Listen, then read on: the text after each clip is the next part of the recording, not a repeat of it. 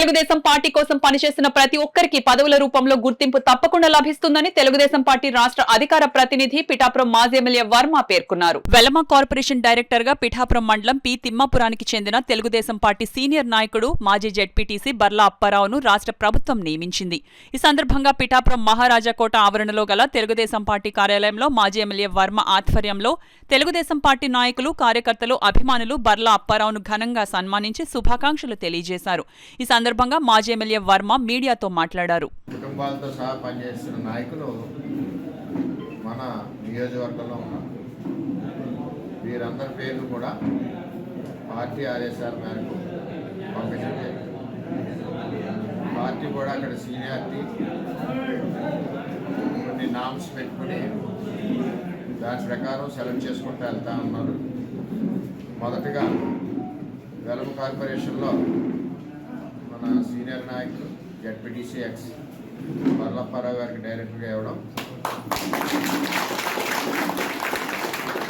నియోజకవర్గంలో కార్యకర్తలను గుర్తించి ప్రక్రియ స్టార్ట్ అయింది. మొదటగా బర్లప్పారావుతో అని చెప్పి తెలుగుదేశం పార్టీ ఇచ్చింది.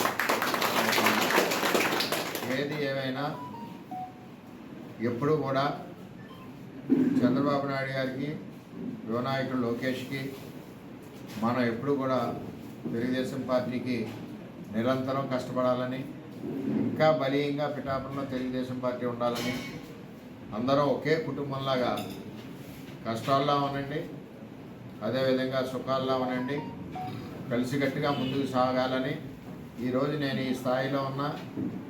మరి ఈ విధంగా నన్ను మీరందరూ కూడా ఒక అన్నయ్య, ఒక తమ్ముళ్ళ గౌరవించి ముందుకు తీసుకెళ్ళడం వల్లే నాకు ఈ స్థానం కూడా ఉందని చెప్పి తెలియజేసుకుంటూ, చంద్రబాబు నాయుడు గారికి కూడా పిఠాపురం అంటే ప్రత్యేకమైన అభిమానం.